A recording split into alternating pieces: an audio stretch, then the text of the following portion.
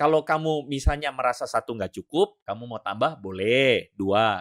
Dua nggak cukup, tambah lagi. Tiga. Tiga nggak cukup, tambah lagi. Empat. Karena itu, jangan coba-coba berpoligami bila tak mampu berlaku adil. Assalamualaikum warahmatullahi wabarakatuh. Halo semua, selamat datang di channel Jalan Lurus.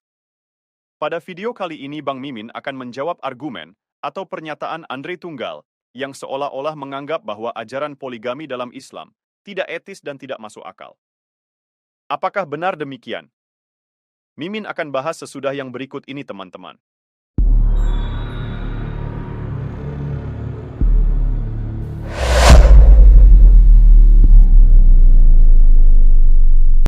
Sebelum kita bahas lebih jauh, sekarang kita saksikan terlebih dahulu narasi dan pernyataan Andre Tunggal di video berikut ini. Di dalam aturan tentang pernikahan, orang Kristen itu tidak melihat pernikahan dalam aturan, tapi secara etis. Contoh, orang Kristen atau teologi Kristen dengan clear mengatakan orang itu seorang laki-laki hendaklah punya satu istri. Dalam arti kalau menikah cuma satu. Itu adalah cara beragama Kristen. Itu nggak bisa dibantah. Ya, jangan bilang Kristen poligami. Kamu pulang aja, pulang. Ya. Tapi Muslim kita tahu bahwa ada perintah atau ada aturan untuk menikahi 2, 3, 4. Saya nggak asal ngomong loh. Ini Ustadz Somad yang mengatakannya. Silakan. Apa hukumnya kalau beristri lebih dari 4? Nikahilah perempuan yang baik-baik itu 2, wasulasa 3, warubah 4. Lebih dari 4 yang kelima berarti zina, tidak sah. Maka perempuan yang kelima itu tidak sah diakui dalam hukum Islam. Kalau mau bertambah yang kelima, berarti deret yang satu. Itu namanya poliganti. Ya, jadi gini loh. Teman-teman sabar dulu ya, sabar dulu. Jangan dulu kemudian apa gini. Islam itu mengatur. Jadi kalau kamu itu menikah, kamu mau tambah 2, 3, 4 nggak masalah gitu. Kamu mau tambah lagi jadi kelima nggak boleh. Jadi kamu tambah lagi satu tapi kamu delete yang satu, itu kata Ustadz Somad tadi ya. Delete satu itu artinya apa? Kamu ceraikan yang nomor satu. Jadi kamu tetap punya batas 4 istri. Nah ini namanya aturan. Jadi mereka mengatur ya. Sekali lagi loh teman-teman, jangan ini dulu ya, jangan sudzon dulu. Mereka mengatur, kalau kamu misalnya merasa satu nggak cukup, kamu mau tambah, boleh. Dua. Dua nggak cukup, tambah lagi. Tiga. Tiga nggak cukup, tambah lagi. 4. Batasnya 4. Udah limit gitu. Mau merasa nggak cukup, nggak puas, tambah lagi 5. Oh nggak boleh. Kalau mau tambah satu lagi, yang satu di-delete. Itu namanya aturan. Aturan yang memperbolehkan kalau kamu ngerasa nggak cukup, kamu tambah. Apakah alasan umum orang berpoligami? Secara alamiah, beberapa pria terkadang memiliki hasrat yang lebih dan tidak cukup, hanya dengan memiliki satu istri saja. Inilah salah satu dasar mengapa poligami diperbolehkan dalam Islam sekaligus menghindari perbuatan zina. Dengan kata ton, laki-laki mampu secara finansial dan bisa berlaku adil terhadap semua istrinya. Dalam video tadi Andre Tunggal menampilkan video Ustadz Abdul Somad yang membahas tentang poligami. Tapi sayangnya video tersebut dipotong, seolah-olah ajaran Islam memerintahkan mempunyai istri lebih dari satu. Padahal faktanya bukan seperti itu. Pada video tersebut, Abdul Somad mengutip surat An-Nisa ayat 3 yang artinya, "Jika kamu khawatir tidak akan mampu berlaku adil terhadap hak-hak perempuan yatim, bila mana kamu menikahinya, nikahilah perempuan lain yang kamu senangi, 2, 3, atau 4. Akan tetapi, jika kamu khawatir tidak akan mampu berlaku adil, nikahilah seorang saja atau hamba sahaya perempuan yang kamu miliki. Yang demikian itu lebih dekat untuk tidak berbuat zalim." Dari ayat ini perintahnya sangatlah jelas. Kalau seorang laki-laki tidak mampu berbuat adil, maka diperintahkan untuk memiliki istri satu saja. Bukan seperti yang disampaikan Andre Tunggal. Kalau tidak puas dengan satu istri, boleh ditambah menjadi 2, 3, atau 4. Tapi mengesampingkan perintah untuk berbuat adil terhadap semua istri. Pernyataan yang Andre Tunggal sampaikan, seolah-olah aturan berpoligami dalam ajaran Islam hanya untuk menuruti hawa nafsu semata. Padahal perintahnya sangat jelas. Kalau tidak bisa berlaku adil ke semua istri, diperintahkan cukup memiliki satu istri saja. Islam melarang seorang suami yang berpoligami, tetapi membeda-bedakan sikap dan perlakuannya kepada istri-istrinya.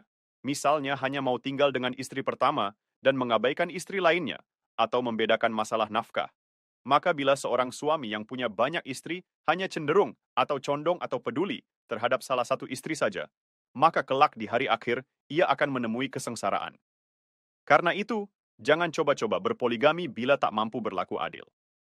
Sebagaimana dijelaskan dalam hadits Nabi yang artinya, barang siapa di sisinya dua istri, lalu ia tidak adil di antara keduanya, maka ia datang pada hari kiamat sedang separuh dari badannya, berguguran.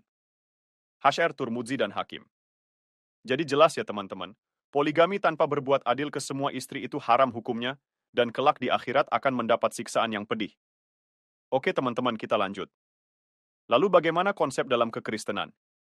Kita saksikan videonya berikut ini. Oke, kekristenan di dalam ajaran Kristen di situ dikatakan waktu itu pada konteks orang Farisi tanya sama Tuhan Yesus, apakah diperbolehkan orang menceraikan istrinya dengan alasan apa saja?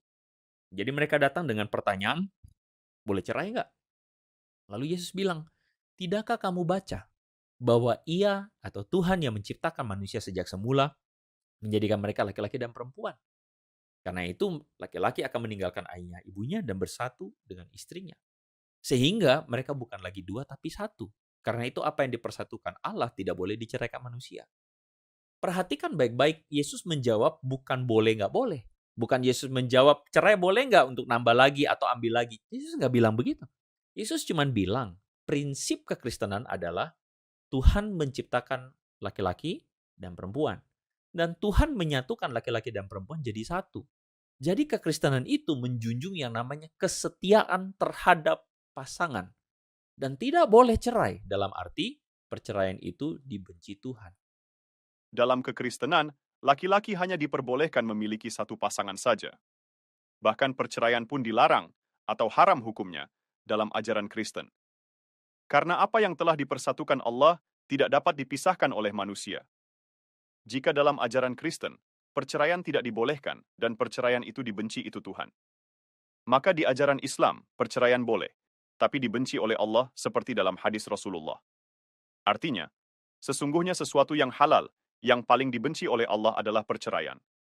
Pertanyaannya adalah kalau perceraian tidak diperbolehkan dalam Kristen, lantas bagaimana jika suatu keluarga atau pasangan, hubungannya sudah tidak harmonis lagi, suami istri sudah tidak ada kecocokan lagi dan sudah tidak bisa dipertahankan? Apa yang harus dilakukan oleh pasangan tersebut, sedangkan perceraian tidak dibolehkan? Yang kedua, secara alamiah beberapa laki-laki terkadang memiliki hasrat dan hawa nafsu yang lebih. Sehingga dalam Islam poligami diperbolehkan untuk menghindari zina. Jadi, kalau kasus seperti ada pada saudara penganut ajaran Kristen, kalau saudara yang secara finansial juga sudah sangat mapan, dan saudara mempunyai hasrat dan hawa nafsu lebih atau hyper, apakah yang saudara akan lakukan, sedangkan di ajaran Kristen sendiri tidak diperbolehkan poligami? Nah, dari sini teman-teman Kristen perlunya memahami makna dari poligami itu sendiri, yaitu untuk mencegah kemaksiatan dan zina. Selain itu, alasan laki-laki berpoligami bukan hanya karena untuk memenuhi hawa nafsu saja. Bisa juga karena istrinya mandul atau tidak bisa melahirkan.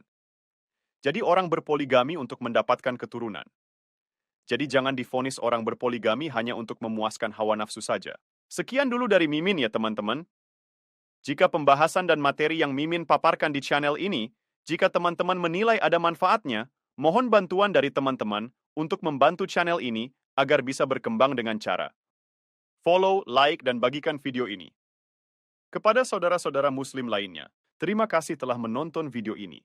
Mudah-mudahan ada manfaatnya buat kita sebagai umat Islam. Sampai jumpa di video berikutnya. Wassalamualaikum warahmatullahi wabarakatuh.